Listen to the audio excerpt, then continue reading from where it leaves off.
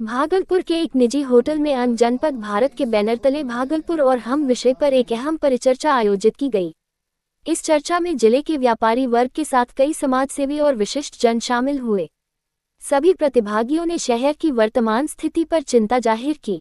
उन्होंने कहा कि भागलपुर को भले ही स्मार्ट सिटी का दर्जा मिल चुका हो, लेकिन जमीनी हकीकत इसके ठीक उलट है। परिचर्चा के दौरान विश्वेश आर्य ने नगर निगम की कार्यशैली पर तीखी टिप्पणी करते हुए कहा, कभी कभी शर्म आती है ये कहते हुए कि मेरा शहर स्मार्ट सिटी है। नगर निगम अब नरक निगम में तब्दील हो चुका है। थोड़ी सी बारिश में ही जलजमाव की स्थिति बन जाती है और सड़कों की हालत बेहाल हो जाती है। कार्यक्रम में शहर की सफाई व्यवस्था, ट्रैफिक, जल निकासी और नगर निगम की जवाबदेही जैसे मुद्दों पर खुलकर चर्चा हुई।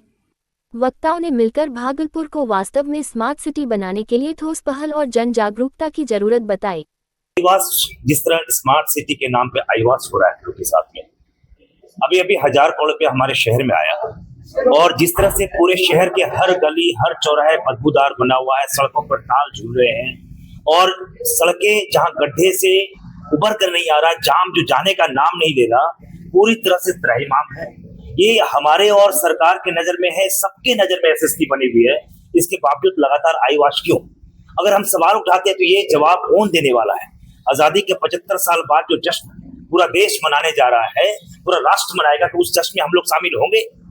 हम लगभग अपने स्मृति को खोने के कगार पर हैं और हालात ये हो गया कि भागलपुर जिसका अंग क्षेत्र के नाम से हम जाने जाते थे, दो एपिक पूरी दुनिया में जिसको जानते, रामायण महाभारत, रामायण की शुरुआत हमसे होती है, महाभारत में हमारा प्रमुख स्थान है। इनको एक इतिहास को छोड़ दे। अभी जो हालात है, 1000 करोड़ के साथ साथ यहाँ पर जब भी हम आरटीआई करते हैं अलग अलग मुद्दों को लेकर, एक अभी आरटीआई का हमारी रिपोर्ट, एक ही रिपोर्ट को 3 अलग अलग तरीके से बताया गया है, वो मैं प्रकाशित करूंगा। एक खबर को एक ही जगह का एक दिन हम भेजते हैं और 3 तरीके से सरकार जवाब देती है। आरटीआई में हम लोग बहुत काम किए हैं। तकलीफ इस बात की है कि जवाबदेही जिनके पास दी गई है वो जवाबदेही क्यों नहीं स्वीकार करते हैं? क्या आंखों की नजर में स्मार्ट सिटी का झूलता हुआ तार और जो अभी जाम त्राहिमाम लगा हुआ है 17 जगह पर 1000 करोड़ के लागत से संडिस कंपाउंड के अलावा जो इतना कार्य किया गया है, कहीं दिखता है कि 2-3 साल हो गए, कहीं पर विधिवत ये कार्य निष्पादित किया जा रहा है। हम साउथ भागलपुर को जहां सबसे ज्यादा अभी एक तरह से ये क्या पूरा सागर में गागर वाली बात है, पूरी तरह से डूबा हुआ है, नाला उबा हुआ है, नाला में पूरी गंदगी पड़ी हुई है। हमारे औरतें, हमारे स्कूल के बच्चे, हमारे जितने छात्र हैं बहुत मुश्किल से आते हैं। जिस सड़क पे टोटो या ऑटो चलता है वो गिरता हुआ नजर आता है। रोज खबरें आ रही है सुरक्षा के दृष्टिकोण से भागलपुर में, और अभी भी पटना में जो खबर आई, हमारे समाज के लगातार कभी भी लोग कहीं भी सुरक्षित पूरी तरह से महसूस नहीं कर रहे हैं। लेकिन पहले से ये सुरक्षा को लेकर हम लोग बोल सकते हैं, पहले से हमारी स्थिति अनुकूल है, लेकिन और सुरक्षित होने की जरूरत है। नगर निगम को आप लोग के माध्यम से नरक निगम बताया जाता है, ये हालात कब तक? मैं पत्रकार बंधु, हम लोग आपकी बिरादरी से आते हैं, आप समाज के चौथे स्तंभ हैं। मैं निवेदन करूंगा कि ऐसे मुद्दे पर शहर जो आज शोषित और पीड़ित सब महसूस कर रहा है, आप लोग आगे आइए, इस पूरे जो कार्यक्रम को एक बड़ा रूपरेखा दीजिए, आप इसमें सम्मिलित होइए और अपने शहर को समृद्ध बनाइए। बहुत बहुत धन्यवाद। मेरा नाम विश्वेश आर्य हुआ।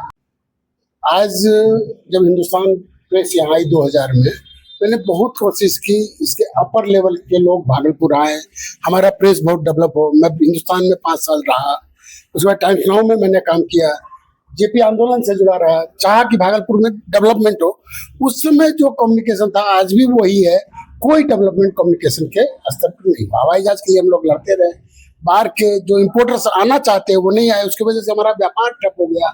हमारे बड़े लोग कोई आना नहीं चाहते, पॉलिटिकल कोई भी बड़ा नेता अगर आप बुलाना चाहे तो नहीं आना चाहते हैं, तो कैसे भी है? अब ये पॉलिटिकल आप भी जानते हैं, हम इसमें विशेष किसी का नाम उल्लेख नहीं करना चाहेंगे, लेकिन ये आपसी मनमुटाव के चलते क्षेत्र का, पूरी जनता का विनाश हो गया विकास की जगह।